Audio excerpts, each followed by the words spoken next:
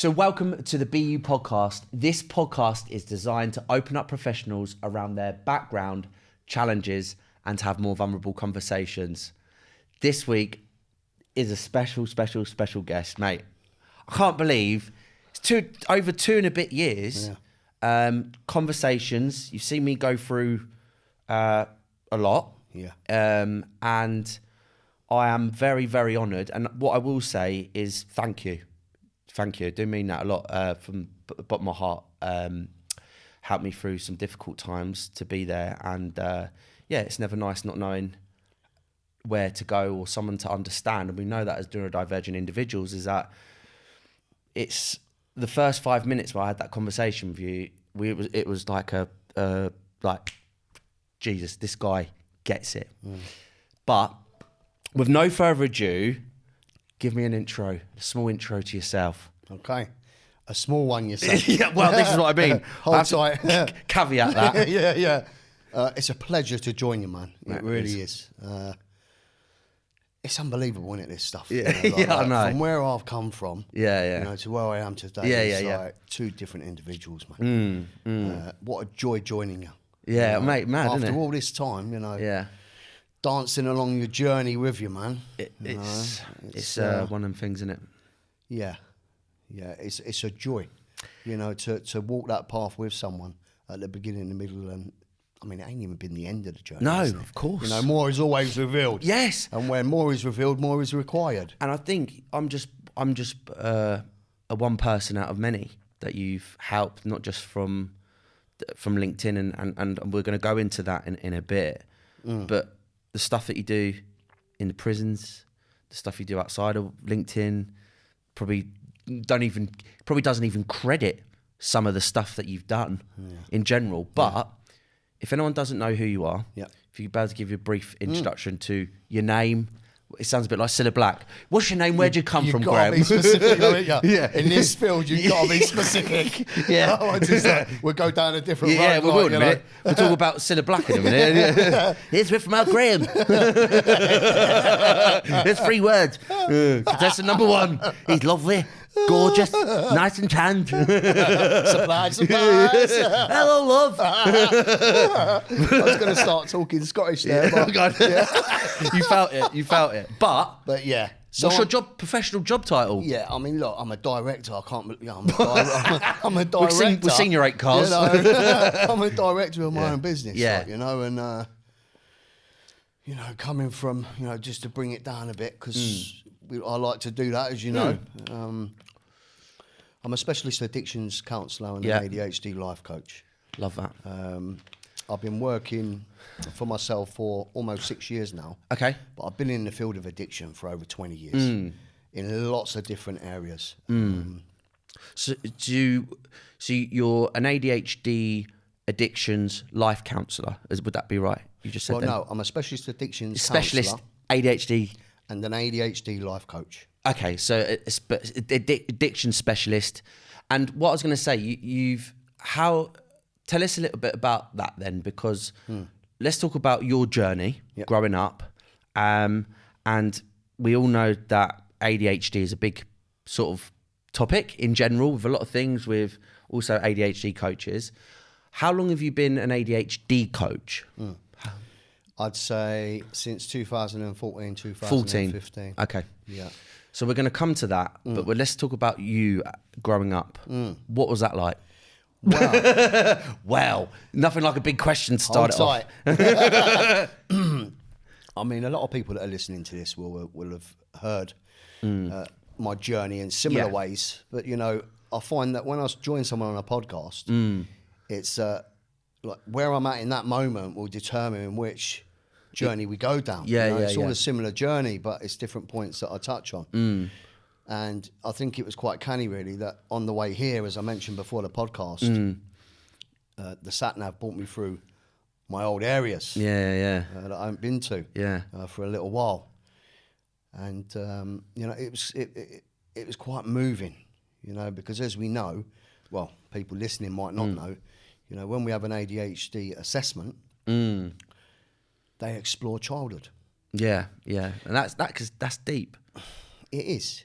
And especially if you've got addictions coexisting, alongside us trying to manage, or some would say self-medicate the ADHD symptoms, diagnosed or not diagnosed. I mean, it was certainly my case. I didn't know it back then, Tom. I was just acting as if doing, I guess in survival mode.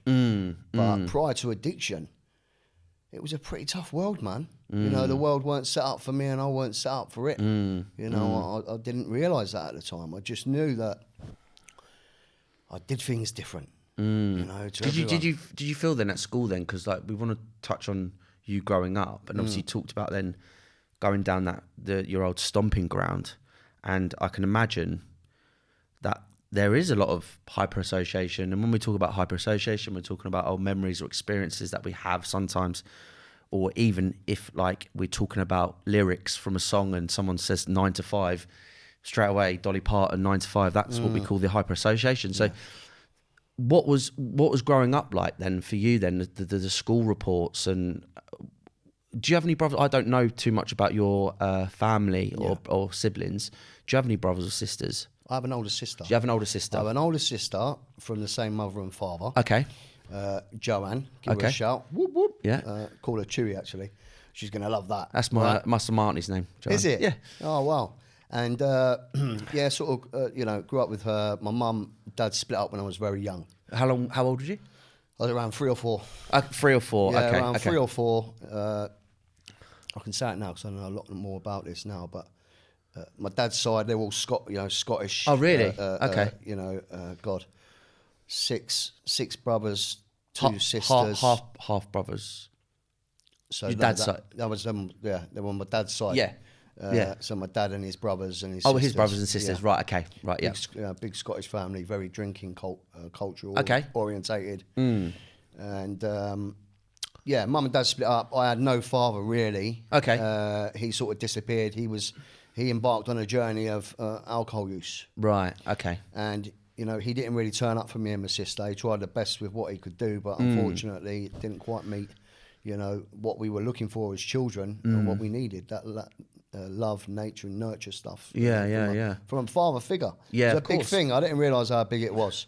But so that was absent. My mum remarried, and then she had to my stepfather, and she had a further. I've got 3 brothers, 3 stepbrothers. Yes. Are they, sorry, and a stepsister. They're half mum. Half. Yeah. Okay. Half brothers, 3 half brothers and a half sister. So at an early age, 3 or 4. Yeah. Split up. With your mum and your dad at that time. Yeah. When did your mum When did your mum get married again to have stepbrothers and sisters? I'd say probably. I think I was about 9. 10. 9. Okay, so she had another child. Okay. My first half brother. And it was. I mean, even in the family household, I felt different. I didn't feel part of. It's quite sad, really. But my mum's amazing. Yeah. And I later on realised that my stepfather was more a father than my actual father. But at the time, I couldn't see that. Yeah. Because I was a very hurt youngster in a world that felt misunderstood. And I remember being at primary school, and when I help clients now, I always one of the mindfulness practices is I'll ask them to close their eyes and go to what they understand to be a safe space that they can remember when they grow up. You might remember this, right? Yeah. And one of my favourite places was in the playground at primary school, where there was this little forest. Yeah. And I've seen it since being an adult. And it was back then it was a massive forest, but now it's really tiny. Yeah. And I remember sort of crawling in through this little gap and finding a round tyre full of water. And I remember sitting in there. Round tyre? Not in the tyre. No. I remember sitting in there. Yeah. Because that was my safe space. And I heard all the chaos going on around me. With the kids, the playing football, the screaming, and all these loud noises, man. Yeah. And I remember just sitting there and seeing the tadpoles and uncovering the rocks and seeing the bugs. Yeah, you know, and hearing the wind in the trees. Just every single small detail. Yeah. And I felt at peace. I felt it was like I couldn't be harmed. Yeah. Untouchable. But every environment I went in, it smelt different. It felt different. It's the only way I can describe it, you know.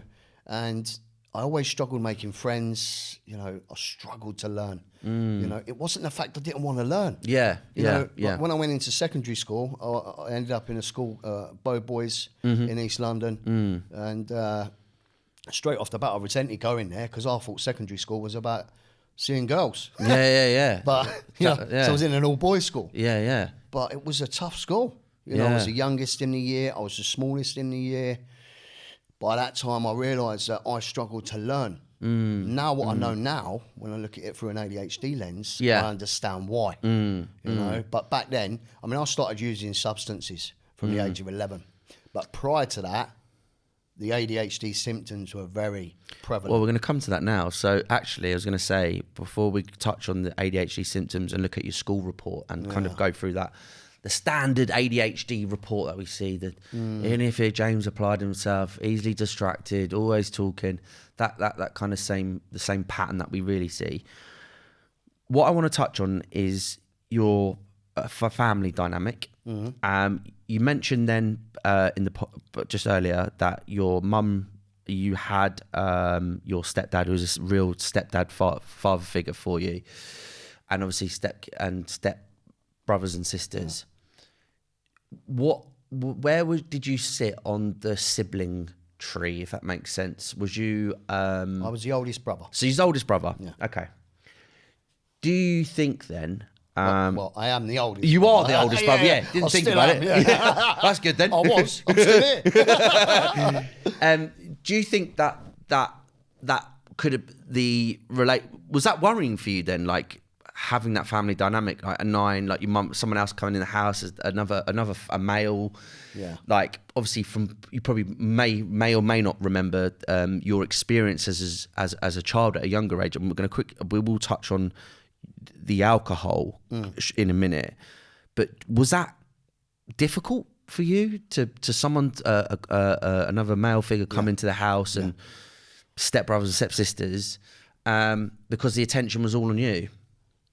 Yeah, absolutely. I mean, prior to addiction behaviours at 11, it was more focused around sort of school, the learning, and like how I really struggled. Right. You know, I never felt like I met up to any expectation of anyone. Right. You know, okay. Even myself. Right. Do you know what I mean? Even at that age, you did feel that you weren't. I really struggled. Do you think that was an element because your dad left? I think the abandonment. Yes. The RSD, as we know, rejection sensitivity dysphoria. You know. Yeah, massively. Man. You know, like my mum used to drop me off on occasion to my dad when he did decide to turn up at a pub. Right. That was his rendezvous point. That was his meeting point for me and my sister. You know, that become like the abnormal become normal. Yeah. It's like, you know, like that. It seemed normal to get dropped off at a pub and be in the pub all day drinking Coke at the back in the corner with a bag of crisps. Seeing my dad with his mates laughing away with his wee cherry vodka and a pint of lager, and just seeing him smile. And there was a part of me that used to look at him, and I used to think, there's a part of me that wants to be like you, but there's a big part of me that don't. Yeah. And I didn't quite know what that was until I was a lot older. But I remember thinking this is kind of cool because I was with my dad. Yeah. You know what I mean? But actually, it wasn't. No. In all honesty. Yeah. But my stepfather, I didn't see as a father figure. Right. It was almost like, you know, you probably hear it, you know, people hear this a lot, you know, it's like my anger had transferred to him. I thought it was, you know, I blamed him for my dad leaving, and even though I knew it weren't him, you know, I mean, I remember vaguely my mum, you know, saying that at one point my father come to the house when I was younger, and when he was in the same room as my stepfather, I'd gone up to my stepfather and I started hitting him in the face. Right. And I have no memory of this, right? and I still don't know why I did that, you know, but it's that sort of stuff, do you know what I mean? It weren't my stepfather's fault, you know. Does that still, like, I can see you, like, I can see the emotion in you. Does that still haunt you to this day? Or the sort of, like, the past? But we all know that memories and experiences can play out, even if it's a funny, embarrassing moment versus something that's serious like this. Does that ever still play in your mind? That because you're not that. No. I'm not that person. No, of course. But we all have 3 ego states. What's that mean? Sorry. We all have a parent, an adult, and a child within us. Yes, that's true. And quite often, you know, when we're around parents, it only takes a look, a parent says, to go into that child ego state. Or if we're hurt in any way, we're vulnerable, you know, someone says something that causes harm, quite often we're going to the emotional mind. And quite often we're going to the younger version of ourselves. It's like an elastic band. Absolutely. It's a bit like elastic band because I live with my parents and I'm listening to you because obviously I'm very inspired by what you say is because I'm like, yeah. And I still, when I moved back and I lived with my parents, and I had an incident probably about a month ago or 6 weeks ago, and what happened is I put in the washing wrong because my mum was standing over me. Yeah. And I'm 38 in May, and my mum shouted at me because I put the colours in with the normal the dart. I just basically typical ADHD fashion. I thought, mix load, whack them all in. Yeah, fill it right up. Yeah, fill it right up. But my mum shouted at me saying, this might sound a bit weird, but look, I haven't got any brothers and sisters, see. I think my mum sort of sees me as the baby-ish. Not baby, I'm a baby-ish. But it took me straight back and I just broke down in tears because she said I was doing it all wrong. It took me back to I'm doing it wrong. I can't do anything right, and it triggered me. And she was like, "Why are you crying?" And it was trying to get her to really understand that I'm nearly 40. Well, I'm 37, and it was just like I was back in. You're not doing it right. You're not listening. You're not straight away, and you don't. It really affected me. Yeah, and it will. It will do, especially if, like, you know, for most of our lives, quite often if we're not diagnosed, you know, and it's not that we're doing anything wrong. We're in a world that's set up differently for our brains. We're not set up for the world. And quite often, you know, these things will happen, you know, because our brain doesn't function as other people's does. And I think sometimes when you've got someone next to you, it's like if I had my manager over me whilst I'm doing it. He looked at my screen the other day and it threw me off because I was like, I'm doing it all right. Don't worry, I'm doing it. And you just think like, just leave me to it. But it does add additional pressure. So we've gone on an unnecessary tangent, but hey ho. School report. So I want to find out on your school report what. So we're going to come to quickly the substances at 11 in a minute. Yeah. But what was your sort of standard school report that you was getting? Right, so I'm going to go on to that, but I just want to finish off the question originally that you asked, right? Which was about my stepfather and my dad. Yes, around, sorry. You know, that you picked up that there was a bit of a... Yeah. And what that is just when I talk about it today. Yeah. Right? Yeah. I have a wonderful relationship with my stepfather and my mum. But when I talk about it, it's that shame. Yeah. It's that shame. You know, I can't do anything about the past. No. You know, but and I've acknowledged it, you know, and I've sat down my stepdad and my mum and, you know, try my best to correct the wrongs that have been done. But it's also about an indirect amends of what I do and how I carry myself today. Yes. And how I treat my mum, how I treat my stepfather. You know, in the relationships that I have with them today.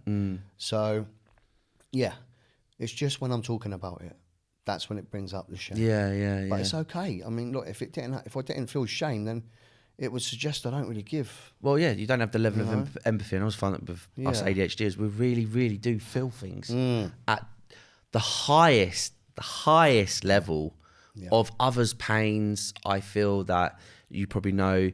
When either you're doing your coaching calls or you're in rooms of different people, you pick up the vibe, the tone, the energy, how people are talking to you. If someone's feeling down, it's like this six spidey senses of everything. Even when people are messaging you, hang on, something's up here. I can recognise the pattern that someone's... And you say to people, oh yeah, how do you know that? You just know. Yeah. You just know. On top of that, I was on a call the other day. You just reminded me. And I joined a young lad, very lost. Yeah. And we just started the call. And not only am I picking up on him, the mannerisms and the tones, and we notice what's behind people too. Right. We see everything at the same time, right? Yeah. And I was like, you might want to give your mum a shout. She's left her phone. Yeah. She was just on her way to the office. Yeah. So he's quickly called his mum, and she left her phone behind. Oh, God. Yeah. But no, back to the school reports. Yes. Right? School reports. Yeah. So, and I guess this is having been counselling clients for a long time, it's become like a lot easier to remember what people are saying. Yeah. But you know the difference? Is that if I'm connecting here, it's not going to go in. If I'm connecting there, which I connect with clients that I help. In the first 5 minutes, when you did the call with me, 5 minutes, it's like eureka. It's like when we're talking now, I know exactly where we're going back to. Yeah. Reports. Yeah. So we can go wherever we need to go, which we will. Yeah. Right. But it's that, I can remember being like I've still got my school reports. Have you? Yeah. Yeah. I mean, I think when I was getting an ADHD diagnosis, actually, I had to take them, I had to show them my school reports. Not everyone's got them. And I remember being in secondary school, and I was finding it really tough to learn in certain, we hear quite predominantly the areas that we can struggle with a lot of us with ADHD, predominantly maths, English, science, geography. Science, the practical, not, the test tubes, the Bunsen burners, that's all right, Put your hand through it. the right methods and all that Don't sort of touch stuff. that, all right then. I mean, I can remember lighting a Bunsen burner because I was feeling unstimulated on someone's newspaper. Oh my God. My mate was reading a paper and I just lit the bloody turn the thing on and I lit it. Oh, it's a great idea. I got this great idea. And but so predominantly there are certain classes that as ADHDers quite often we can struggle with. Not all of us, but a high percentage. And there's a reason for that, right? And we'll get into that, I'm sure, in a bit. But so them classes I really struggle with. And I can remember, I started playing truant.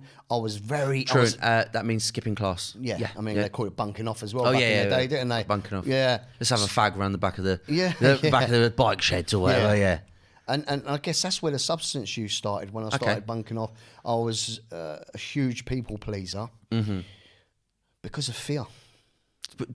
So the people, so just because you knew, as you mentioned, growing up, you didn't really fit in. You're saying about the family dynamics, and then not fitting in with that, and then obviously going to the pub, meeting your dad and being with your sister and stuff like that, and not feeling right.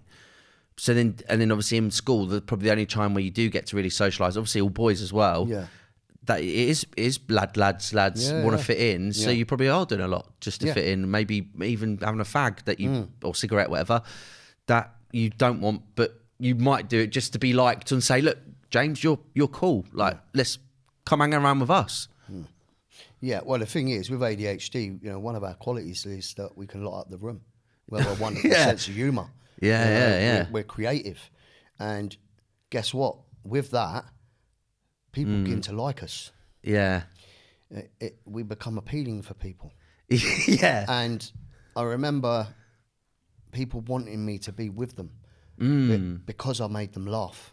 Yeah. Right? Yeah. Even my laugh made them laugh. Yeah. And people wanted me to bunk off. People encouraged me to bunk off. Come and bunk off with me because he's hilarious, James. You don't need all that school stuff. And quite often, the sad bit is I wanted to learn. I really wanted to learn. Yeah. And I remember my mum and stepdad at different times saying, come on, what's going on? Why are you not getting this? Yeah. Like, you need to ignore that person, like just get on with the work. I'm like, look, I'm in the class. Yeah. I'm listening. I've moved to the front. Yeah. I'm listening to in them classes that I mentioned, them subjects. Yeah.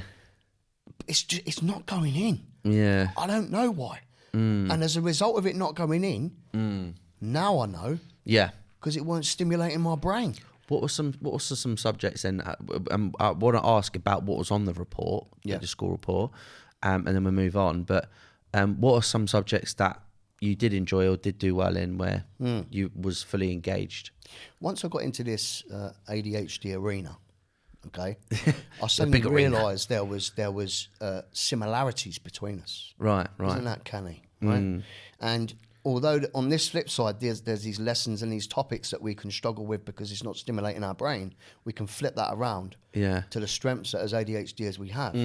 And if we're in an arena, an environment, a topic that's of interest, that is connecting to theirs, giving us that sensation that it feels good, right? Yeah. And it's common topics and lessons that for us, we're going to thrive in.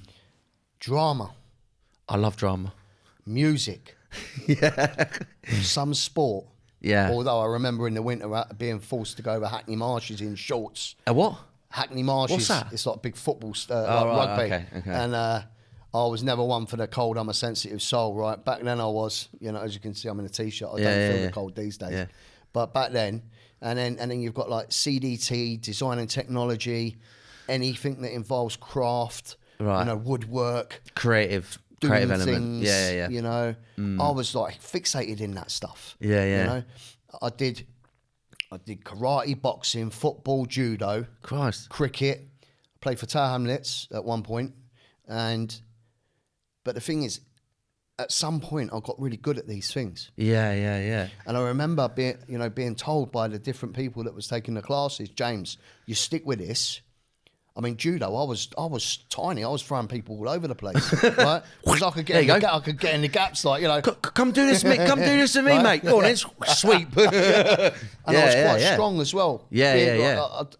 I was quite strong, so I was able to chuck people that were taller than me and things like that. I've become very good at it. But at some point, Tom, my brain locked off. And do you think then, sorry to interrupt, and do you think then, just because obviously with ADHD, we always, like, obviously we're all picking up all these hobbies, I'll do this 200%, right, I'm going to buy all the best gear for it, buy all the best gear, it all comes and you're like, yeah, this is great for 2 weeks, I'm bored now, and then suddenly you're collecting hobbies for hobby's sake. So do you think then, it was an element of, and what I always find is that whatever we do at the beginning, you want to be the best. Yeah. You don't care what it is. You want to be the top of the class, or top of the class, but top of the judo, top of the karate, top of the badminton, top of the whatever. There's no second place in ADHD world. We are so competitive, man. I hate losing. I struggle with that. Yeah. Well, I hate losing. And like, without sounding arrogant, in a lot of sports, I've been good. Yeah. Right. Because of that hyperfixation. That sense of drive, that sense of learning in certain things that excites me. I want to learn more. That's why I love what I do. Because I'm excited to learn more, and because with that learning more, I'm able to impart that and pass that on to people. And every day is different for you, different person, different experiences, different backgrounds. Don't know who or what's. You don't know who's going on the door, right? Who's behind this door? We don't know. It's exciting. When you first come on the screen, and I assume that you probably, and I will come back quickly, but you probably think when you are coaching neurodivergent individuals is that you probably have a picture in your head. I don't know how it works, and I'm going to come to how it works in a bit, but like, I don't know if you get notes or sent over referrals, or I don't know how it works, but you must, when you read maybe some of the notes, or you have like a pre, I don't know, assessment or pre-screening or something, like a profile that comes over to you. Do you sort of, in your head, have an image of this person, of how it looks, and it's been completely different to what you think? Yeah, sometimes. Sometimes. But you're pretty good to judge a character, would you say? Yeah. Like if I get a client, for example, that is not diagnosed with ADHD, but they have a long history of stimulant use. Yeah. Struggled at school before the addiction behaviour. when we talk about stimulants, Yeah. are you able to cover some of the stimulants? Yeah. What would be a stimulant? Yeah, and it might surprise people actually listening, because quite often we go to the cocaine addict Yeah. or the person with the alcohol problem. Right. But actually, alcohol's not a stimulant. You know, Right, the first couple of beverages are seen to produce dopamine. Okay. But it's not a stimulant. It's a Yeah. depressant. Same with cannabis. Okay. It's not a stimulant. It's a depressant. But it affects the neurotransmitters in the brain. Yeah. Pathways. But we've got ADHD here, diagnosed or not diagnosed. If we're not addressing the symptoms, I mean, if we're not diagnosed, we ain't going to know, because we're not going to learn what they are. Right? Quite often, we run that. We're in a higher percent bracket of experiencing addiction problems. And if you so we've got the coexisting disorders, right? That quite often we cross over to Cross addiction. Yeah. Well, yeah. once we're in addiction, we have a cross addiction Yes. potential. No, Once we start using something and we put that one thing down, we have a higher rate of cross addiction potential moving over to something else. Yeah. Right. And we've got, it's really important to keep that awareness at the forefront of our mind. Not to be anxious or paranoid or anything like that around what that looks like, but we've got to be aware, because there's a lot of business owners, self-employed people out there that are running businesses that are, I haven't got a cocaine habit, I haven't got an addiction problem, but people forget that addiction, it comes in many, many forms. Shopping. And absolutely. Food. We've got, so there's a reason why it comes as a stimulant for the ADHD. So ADHD is a neurological disorder. It's we hear the word dopamine batted around all over the place.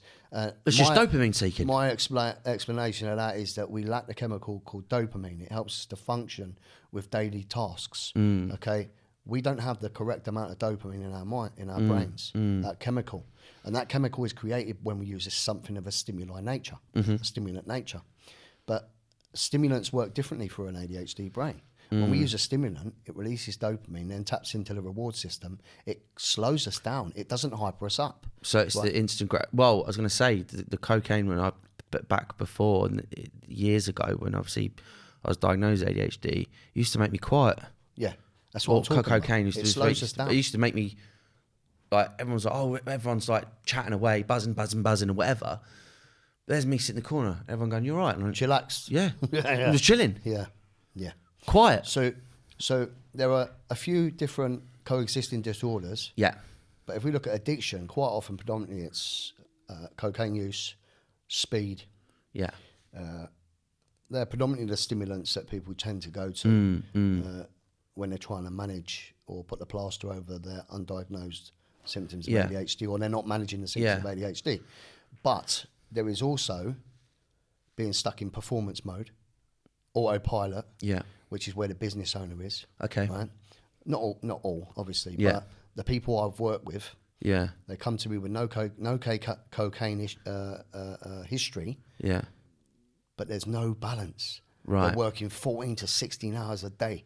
They've got a wife or a husband and kids at home. There is an imbalance. Workaholic and addict, because it's getting you doing well and it's all... Yeah. They're stuck in performance mode.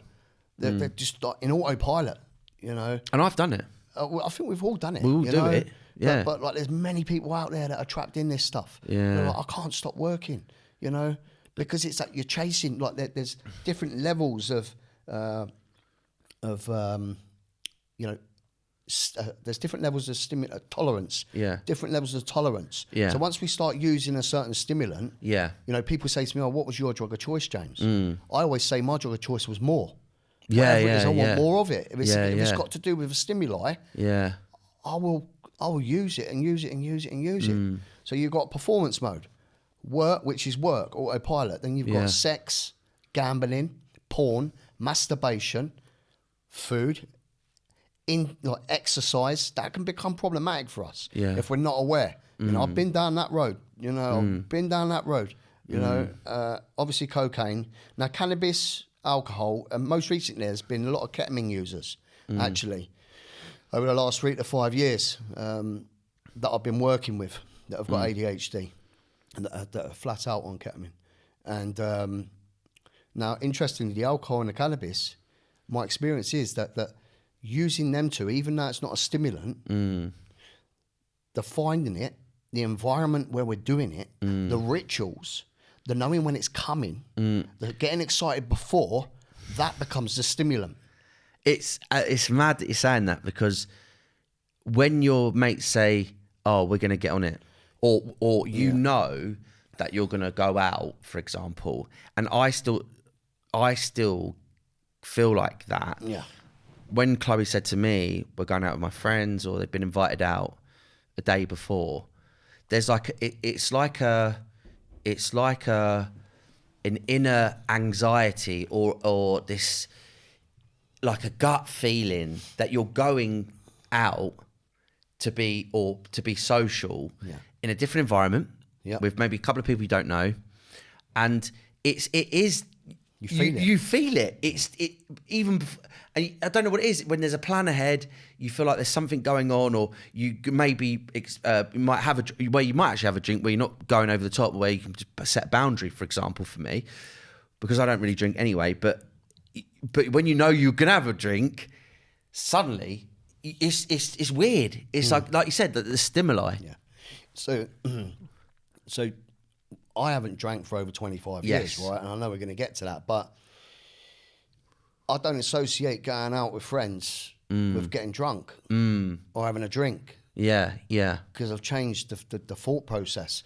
But back in the day, in them environments, it was alcohol or it was cocaine, right? Right. Whereas, so it was almost like an expectation, you know, like well, you go out from and that's them, yeah, or from me, yeah, that I would be using these things. In fact, I'd use them before I got there, a bit of prep. Yeah, just a bit of Dutch courage or whatever. But the excitement of going around people, that's the stimulant, right? The environment's the stimulant. Seeing someone. I mean, we haven't used anything today. And when we was, as soon as I see you and you see me, boom, we got excited, man.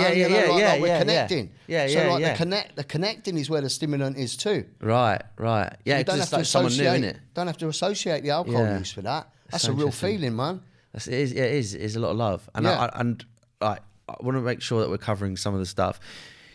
So let's go into and thanks for giving that really really good explanation of it.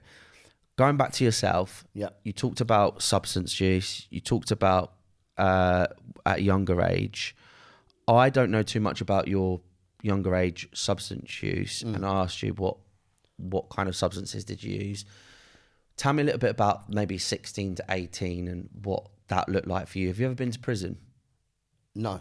Have you been arrested? Yes. Okay. So tell me the chaotic substance use, the addictions that you've had between that age, and what it was, and what was that life like for you, and what did it look like? Yeah.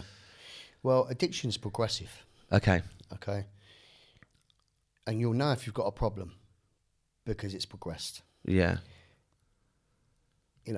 When I first started using when I was 11, I don't necessarily like talking about the specific substances because we have a brain where we'll separate ourselves from the person talking. Right. So if I'm talking about cannabis use and someone's listening, they could interpretate that as, I might not have ADHD then because cannabis wasn't a problem. Right? Yeah. So I don't necessarily talk about specific substances. Okay. So I use stimulants and non-stimulants. Okay. Right. But one was never enough. Yeah. I had one, it set off the phenomenon of craving of wanting more. I was the sort of person that couldn't have one. If I could have one, I'd still be doing it, Tom. Yeah. Right? That's not my experience. Yeah. You know? So for me, the abstinence pathway was the only solution for me. Right? And there's a lot of people abstinence, as in free from all drugs. Free from all drugs, all of them coexisting disorders that I've mentioned. Yeah. Right? Did you find then, I was going to come to that then, because did the friends and people you had around you, you then said you associated the behaviour, the substance use and drink with your friends going out, so it was the expectation of you going out with them, and then it would happen in that moment. Was the people that was around you between the 16, 18 and going into them years associated with that behaviour then? I don't know whether they did it for the same reasons. Okay. wasn't cool, young, and we're all just having a bit of a... and I think some people was doing that, you know, but my using was quite extreme. Right. It was like, because it wasn't just the using. For the ADHD, in my experience, it was the chasing it. It was the deceitful behaviour. It was the ducking and diving. And unfortunately, it led to criminal activity, you know. What kind of criminal activity? You know, I mean, I started stealing off my mum. Right. You know, and you talk about that age. Now, before we get to that, I want to talk about the school reports. Yes, we haven't got there yet. Yes. Like, it's just coming to my mind, right? School reports. So it was the generic, you know, what we understand it to be. But at one point, when I started playing truant or bunking off, I started to craft the signature of the teacher's signature, right? So all of a sudden, I was writing very goods, excellence, you know, in maths, English. And I was taking it home to my mum, and she was seeing, and I was signing them as the teacher, but it was me that was signing these reports. So after every lesson, you had to get a teacher to sign it to say you were in the class. Right. Is that because you was absent so much? Yeah. Right. So I completed the reports. I weren't in school. I wasn't in school. And you didn't call your mum and say... Yeah, eventually, yeah. But he's getting all these excellent letters. Yeah. What a change. Isn't he doing well? But I was filling them out. Yeah. Right? I was over the park using with the lads. I weren't even in school. But that's why I went on report to get me to school. To get, yeah. Right? Understand that. And I did that for a couple of weeks, and then I just started playing truant, and then, you know, I managed to acquire the blank report cards and started filling them out. But other than me filling them out, predominantly it was NI. Needs improving. And consistent. Needs improving. You know, unacceptable. I used to have a U or an NI consistently on them topics that I mentioned. Yeah. So did you get would you have the standard ADHD? It was just that, or did you have the only if he applied himself? I mean, never, always distracted, never always talking, never listening. Blah blah blah. That was more on, like, you know, when you had a parents' evening. Oh, so you had more of an overview. So you had that on the parents' evening when your mum and stepdad going in. Yes. That must have, and I easily led. Never listened. Oh, easily led. Yeah. Easily led. I was always Christ, chucked out of the school. that's just brought back so many memories from my mum saying, easily led. I was put down the hallway. Big. That's big one, that was. To play a computer, which I thought was cool because of my brain, right? It was lighting me brain up like a Christmas tree. Yeah. It was stimulating me. I was playing Worm. Everyone else is in the school, do you know, like they're learning. Yeah. And I'm in there with just 3 people, and I'm thinking, what's going on here? Yeah. There's something not quite right here. Yeah. But they got me out of the way. That's what happened. They didn't know how to teach me in order for me to learn. And it wasn't because I didn't want to try. I was trying, man. I was trying. I left school with no GCSEs. Yeah, no GCSEs. I was actually using in some of my GCSEs. Bloody hell. Yeah. In my maths, I remember my maths exam, because we had a maths exam in the afternoon, and we thought it'd be a great idea to go to one of the pals, you know, and we got a bottle of vodka off, you know, stole his mum's bottle of vodka, filled it back up with water, and got absolutely... Trolleyed. Yeah. And went back to a maths exam thinking, wondering why I didn't really focus on the maths exam. Yeah. Because I was drunk. When we're gonna have to move on after this one and talk about sort of more current, but how, listening to that, you were using, maybe hanging around with the wrong people, or the people please, James, come and spend time with us. You're, like I said, easily led. Yeah. 18, 19, stealing maybe from your mum or whatever to get criminal activities you mentioned. How did you get off it? Well, there was a journey before that. I mean, I was thrown out of the family home at 15, 16. Right. Due to my behaviour. Mum couldn't do it anymore. And stepdad. I caused my mum so much worry, you know, and it was never ever my intention, Tom. It wasn't. But I was on self-destruct, man. I was in the middle of chaos already, and I didn't even know it. And then I turned up at the house I passed on the way here. Yeah. Yeah. Yeah. And, you know, I was only going to take 1 ring. I'm ashamed of this stuff, like, you know. And soon enough, 1 ring led to the whole jewellery box emptied, like, you know.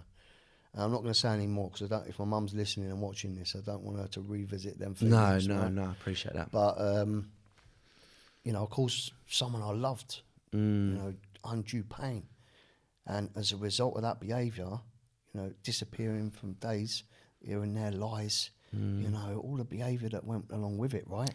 And she just had enough, man, and rightfully so. And thank God that she chucked me out. I'm not saying everybody's got to do that. Every parent's a big decision for any parent to do, right? But for me, from 15 to 20, that enabled me to get to a place of desperation quicker. For me, you know, from 15, I was sofa surfing. You know, sometimes I was deliberately getting arrested so I could get my head down. You could actually get to a place where you just... Yeah, you know, parking in lifts in between floors, you know, to get my head down, you know, in a lift that stunk of urine. Do you know what I mean? I had probation, community service. You know, I was very lucky I didn't get put away. You know, very lucky. There was a couple of times I was looking at a couple of sentences.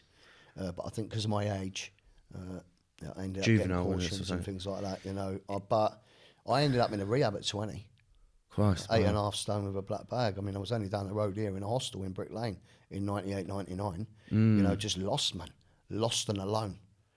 I mean, often people will see them 3 photos on LinkedIn, well, on all the social platforms, and they'll see the young lad, you know, and his eyes, you know, of being so lost and so alone and misunderstood and not understood, you know, in a world that I was trying to be part of, but I was never part of it. You know what I mean?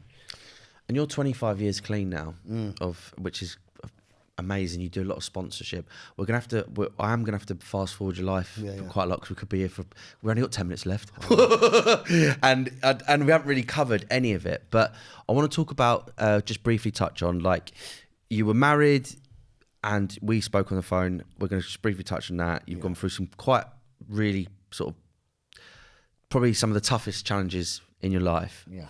And I really want to touch on your kids quickly and the remarkable work and father support level of being neurodivergent, the ADHD, and obviously your daughter, it's your daughter now. Yeah. But the transitioning over and the level of support that you've give, that must be, as a father and wanting your son to become a female or not right into the different bodies that have been transgender. And I know a lot of people, and I am a massive ally of the LGBTQIA+ community. I'm doing it the LGBTQIA+ awareness month. What is that like from a neurodivergent dad that obviously you do everything for your kids? I know you do, especially with the car for the proms, everything for them. For any parent that is potentially going or have done from that, what is that like from a father, from having a son to wanting to go to a daughter and supporting them through everything? How is that for you? It's been a tough journey, man. It's been a tough journey. Now I've got 4 kids. You know, one's never enough. Like addiction, right? Yeah. I've got 4 kids. I've got my oldest son. And then the one younger than my oldest son, James, is my daughter, Kayla. And she's the one that's transitioning. She come out as identifying as a young girl, a female. And neurodivergence. Yes. She's got ADHD, autistic traits. ADHD, yeah. Yeah, similar to myself, you know, and well, actually same as me. And you know, obviously she was born as a boy. You know, she was identifying as a boy back then when she was born. She was born 1 pound 14 ounces. I was 4 years clean and sober at the time. I thought I'd been through enough in my life, like, you know, I thought I had a bit of experience. I was to be given a big, massive jolt, as was the mother of the kids. You know, you know, I say he because back then he identified as a he, and you know, he was in hospital from May to October. 3 times he was asked to turn the machine off. He weighed 1 pound 14 ounces, man. He had an operation in Oxford JR on his eyes. Because they said if he lived, due to the high pressures of oxygen. He was going to be blind because he'd been on 100% of oxygen for a long time to keep him alive. And he had an operation at JR that had to lift his rib cage up. Right. He's got a titanium clip near his heart. Wow. And I've never known pain like it, man. I didn't want to use substances, but I can remember looking out that window of the 3rd floor in the Great Western Hospital and thinking, if I just jump, man. Really? But, I realised a long time ago I was never a user, Tom. I was a feeler. That's one of the reasons why I used, You know, as ADHDers, we struggle with this emotional dysregulation, man. And like now, first to identify it, what to do with it, how to experience it.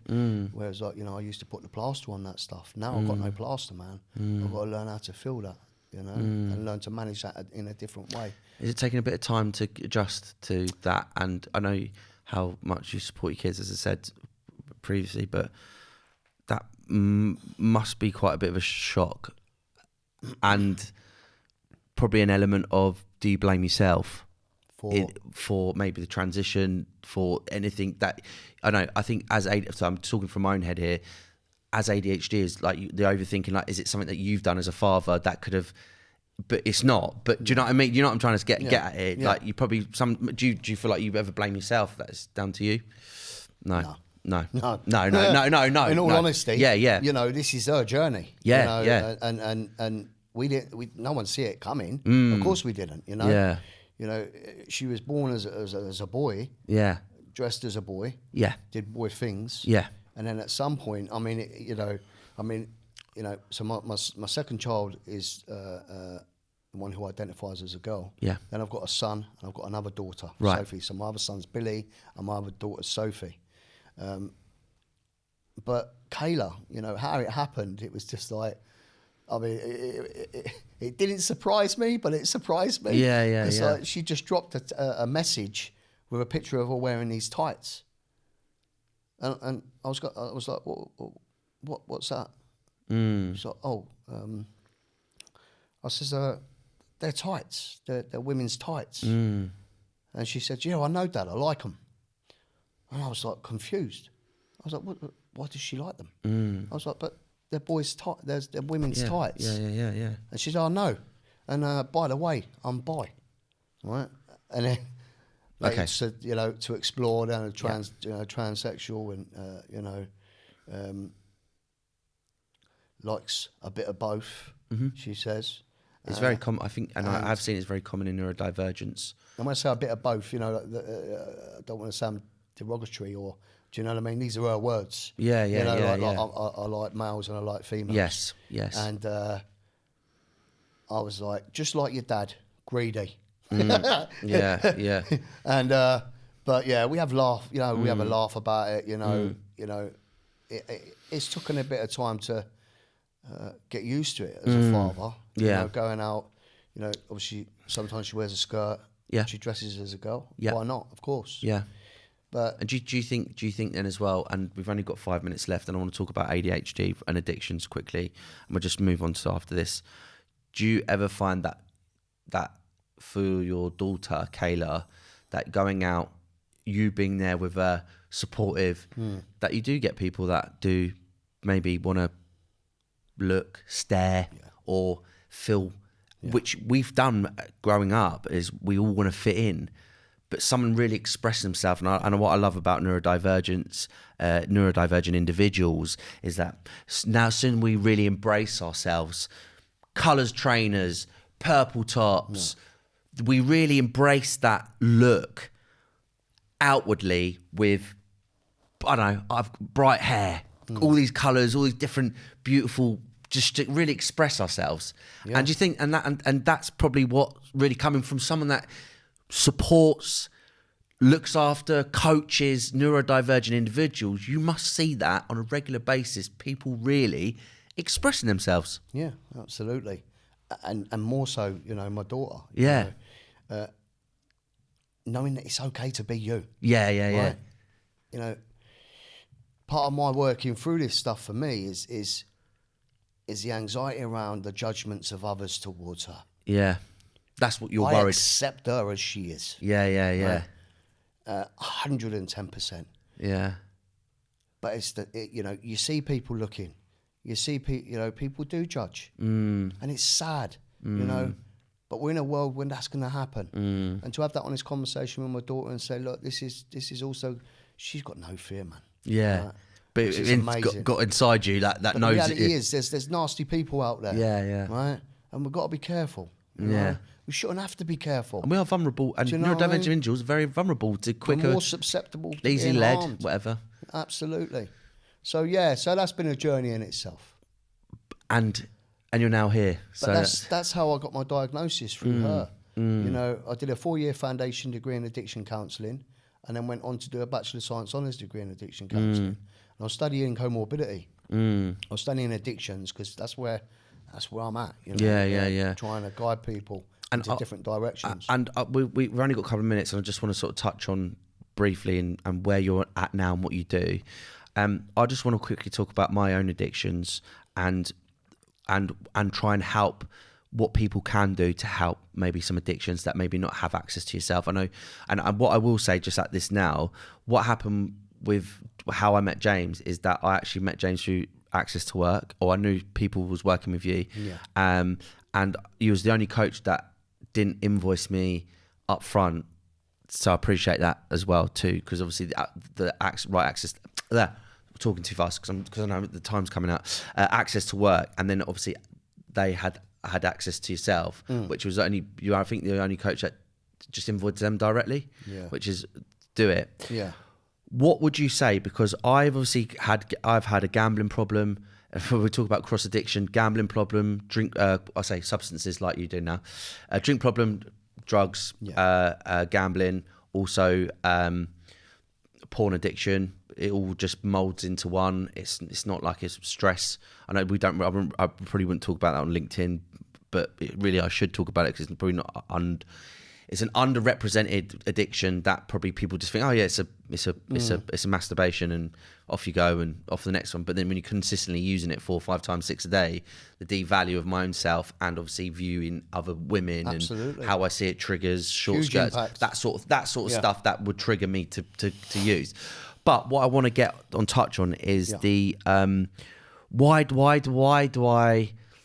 I gamble until all my money's gone? Why do I continuously using to a point where it's unhealthy? Well, I say everything's that substance is unhealthy, but to a point where I'm broke, to the point where I'm borrowing money, to the point where I'm lying to a friend to borrow money. Yeah. What help or what things can people do with either the gambling, the drink, the substances? What can people really do if I don't have access to someone like yourself? And what can they really do to help? I mean, there's loads of support networks out there, right? The opposite of addiction is connection. Yeah. Right? The opposite, in my experience, of poor mental health or mental illness is spending a lot of time on our own in isolation and loneliness and boredom. It is, yeah. And feeling unstimulated. Yeah. So it's that opposite action. What can I do? Well, we can turn the me upside down to we. Yeah. And connect. Connect with similar like-minded people, Massively helps. We've got mutual aid support groups all over the world, and it's free, but the addict if the addict wants to use, it will try to convince us that the very thing that's going to get us well, we want to avoid. It gives us an internal unjustifiable reasons for wanting to continue the using. Because when we're using, we're running on that self-will stuff. We're running on finding ways and means to get more. In a fellowship, they call it living to use and use to live. We don't have an off switch, you see. Yeah. So, and that's the problem. Is part of what I do is I educate people around relapse prevention models. Yes. Educate why. There's a reason why we can't stop. Yeah. One is never enough. We have one, we want more. Yeah. And if that ain't enough, we'll transfer to something else. Yeah, something else. We find it really difficult to stay stopped. So the only way for me is that abstinence from all mind-altering substances. But if I'm abstinent from all mind-altering substances, then I've got to work on the undiagnosed or diagnosed ADHD or trauma or anxiety disorder, or depression, or low self-esteem, or But do you RSD. do you think that's all part of the ADHD though? If you're talking about anxiety disorder and stuff like that, this is all. But could you have an anxiety disorder and not have ADHD? Of course you can. Yeah. But because I'm in the ADHD field and arena and addictions, quite often they do coexist. Yeah, of course. So that's what's under the plaster. Yeah. Anxiety, Symptoms of depression. Everyone's like, oh, ADHD. here's some antidepressants. Right. Actually, it's undiagnosed, untreated ADHD, and you're giving them the wrong medication. It happens. I've done it. I've had it. Yeah, absolutely. So you've got like Alcoholics Anonymous, Narcotics Anonymous, Cocaine Anonymous, Gamblers Anonymous. I mean, you've got Overeaters Anonymous. God, there's fellowships out there that if you're in the arena of addiction and you're not talking to clients about this helpful fellowship or fellowships out there that can turn the me upside down to we, that could help address the addiction, I urge the professional to go to meetings. Experience them yourself. Go and do the community work. So you work. can support clients to go and break these barriers down. Yeah. Because those who engage in mutual aid support groups remain abstinent for longer periods. Yeah. It's as simple as that, man. But, you know, obviously I assist clients to go towards that, break the barriers down. But also, you know, there's a place of ambivalence that clients quite often are in. They can't see. There's a part of them that knows that it's not all right. You know, that running on that addiction behaviour that I mentioned that comes in many forms. But they don't know the other way. They don't know another way. Yeah. We're not or used to stressed, it. I'm going to use, or I'm going to, and then suddenly it just becomes a coping mechanism or escape from this. I can't deal with it. Right. The only way to deal with it is I'm going to drink. I'm going to use substances. I'm going to gamble to escape. And suddenly you're in that hole of I've just done all my money and now I don't know what to do. And it takes you it's like you're beamed up, like Star Trek. You're beamed up. You're in this dopamine heaven, playing the slot machine, playing the roulette, £100 a spin. Sometimes more, and it's developed me over years. £1 a bet, £2 bet, £5 bet, and the crave of getting it more. I need to be putting more on to get the dopamine release. Because the window of tolerance changes. Yeah, it's never enough because it stops. It feels like it stops working. But it's not stimulating the brain enough. Yeah, to create that dopamine and give us that reward system. Yeah, you know, drinking cannabis actually affects the motoring cortex in the brain. Right. Alcohol and cannabis affects the doing part, I guess. Yeah. So if we've got ADHD, then that's going to have us that perceive of it will slow down that doing, the motoring cortex, and it taps into the reward system. Yeah. But the habitual behaviour is the stimulant. Yeah. You know, and we've got to try and get an effective balance between the home life, the work life, the recovery life, if addiction is a problem. You know, and health and well-being, because quite often as ADHD there is an imbalance. If there's an imbalance and we're hyperfixating on work or whatever it is, you know, along comes burnout. But also, I was just going to add on there. I think when you do get the ADHD diagnosis, and like, hey, here you go, the real work actually starts when you get the diagnosis. It's not like here's your ADHD medication, go off, there you go. Get into the world and go and be a wild animal. It's Christ. You then got to look at your friendship groups. You got to look at, like you said, the association with the people. Is there triggers? Is there things that make you gone down that route? You're looking at everything around you, where you actually have to sometimes say goodbye to people or do things different to change, to get back into a better routine, to help support, or what I like to call bond with the ADHD. Absolutely, and you know, and you're right. I mean, like not everyone can gain support to what I do. You know, I support people for access to work. Yeah, but I also support people. Have they stopped that now?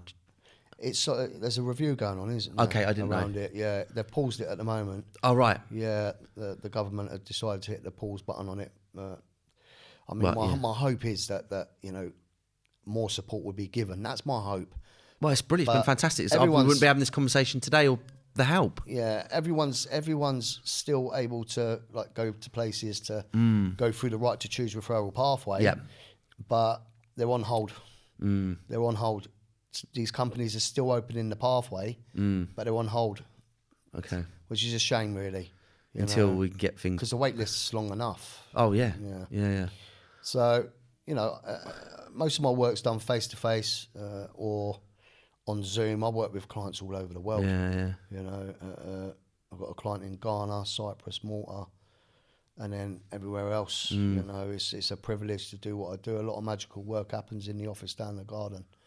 I know. I love it. It's a little man cave. And I guess what separates me from others is I do an assessment. I sort of get the client's brain, chuck it up in the air, and ask lots of different questions. Because in order for me to travel your journey with you, I need to understand everything.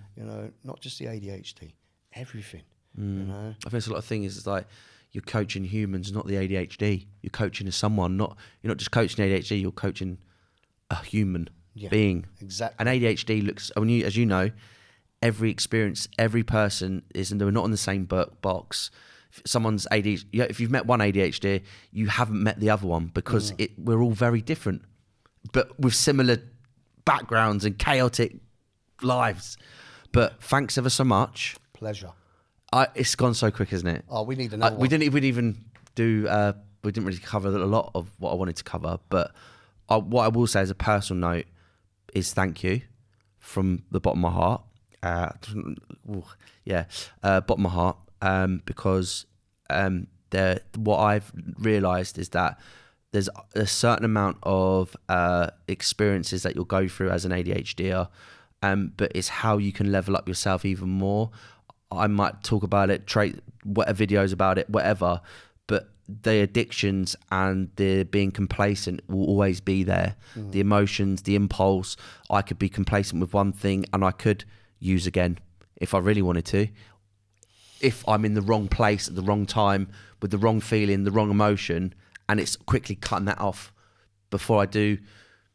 We all can relapse. Even after you said like years of relapse, it's always going to be, just one, or whatever that is. So yeah, bottom of my heart, without going on a tangent, I really appreciate you. Thanks ever so much, and hopefully we can do this again. I'm sure. Episode 2. Yes. Here we come. Yeah, love it. Thanks, Cheers, mate. Tom. Cheers, mate.